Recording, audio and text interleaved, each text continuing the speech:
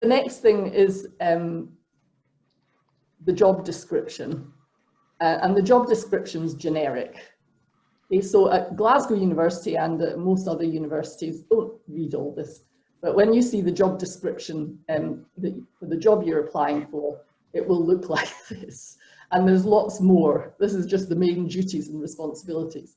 And the only bit that's unique is that in red. In fact, when we get job descriptions to fill in, it says something in red, in area of, and then it says put in the title here, and then we put it in red, and then it gets changed into black at HR.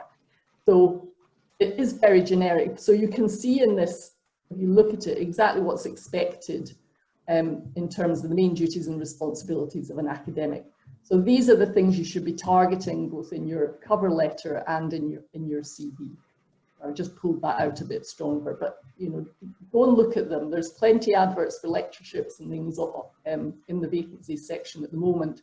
You can just go and look what those main duties and responsibilities are, and then it gives you a good sense of whether you would be able to put in a strong application. And then, do you know what is expected of you?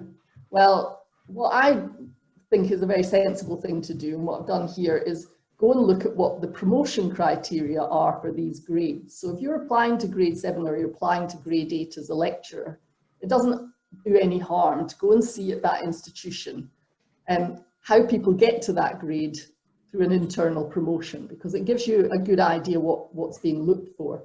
And I'm going to just not read through these, but just quickly, you'll see that the criteria are based on the very classic things that we look for as academics. And they're also the same areas that you need to comment on when you're doing your annual performance review if you're a member of staff or a postdoc. And they're also the areas that you would imagine are going to be important in a CV and a cover letter. So one is outputs, in other words, the papers that you've published, that they are high quality. One is award generation, so have you been involved in research funding? One is supervision, so do you have any experience of supervising master's level students or even helping with there's knowledge exchange and impact, so want to know that the research, your fundamental research that you do has potential for societal or industrial impact in the future. There's learning and teaching, so what's your experience of learning and teaching?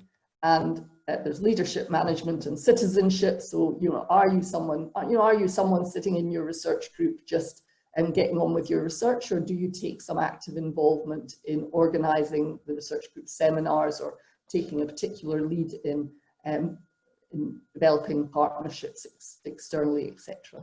And then there's esteem. So, you know, what are you doing in your research community?